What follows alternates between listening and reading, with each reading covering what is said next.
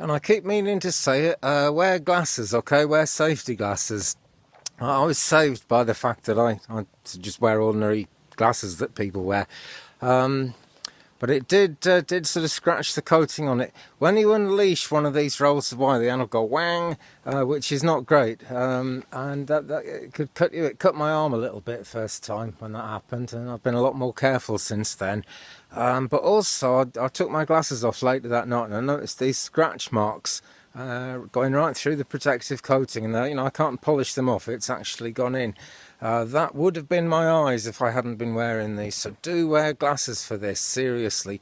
And it's not a job to do in your shorts. I mean, even if it's hot weather, I would want to be fully clothed, as it were, things on my arms and things on my legs, because this, yeah, it's not very deep cuts it makes, but they're absolutely horrible. And of course, you get any dirt that's been lying on the ground where the stuff is lying will then get into your pores and get into the cut.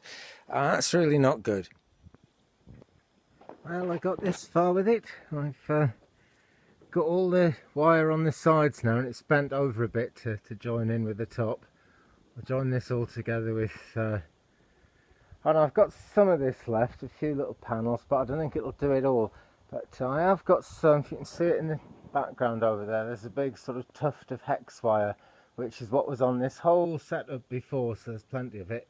I think I'll just use that to finish the roof off, because it's damn expensive stuff, this welded mesh. Because it's good stuff, it's really good at keeping things out. Blimey, it really is. But I couldn't get the trench down as deep as I wanted, so I started putting rocks there now. That's better. Started putting rocks there now along the bottom. Because it really needs to be fairly deep, some creatures can burrow under there, rats in particular. All being well, if you tidy the run up, you don't feed them more than they're going to eat in a day. If you're using a feeder, make sure you take the feeder out at night.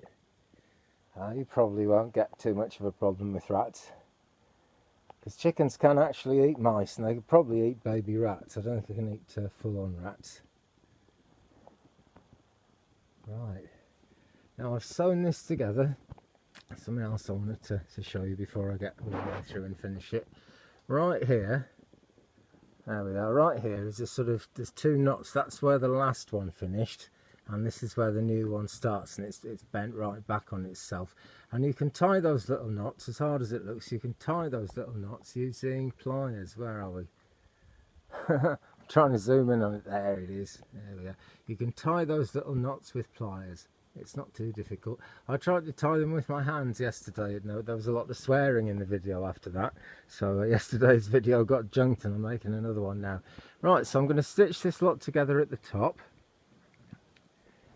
and then I'm going to have to do a lot of backfilling, perform a junk ectomy and get all the tools and things out of here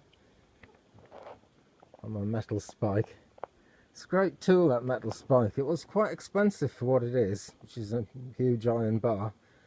I mean, if you could get an axle off a very old vehicle or a lorry or something that's got an actual solid iron axle on it, anything that heavy, and just grind a point on each end, and you just hold that up and drop it into the ground, it goes in. I'll make a video about it sometime, because I want to crack on with this now. Okay. Using a pair of pliers to cut the wire and to stretch it is the best way. It certainly saves your fingers. If you make a loop on the end of it, it's easier to sew it through the mesh when you come to poke it up and down through the holes. So thanks for watching. Don't forget to like and subscribe.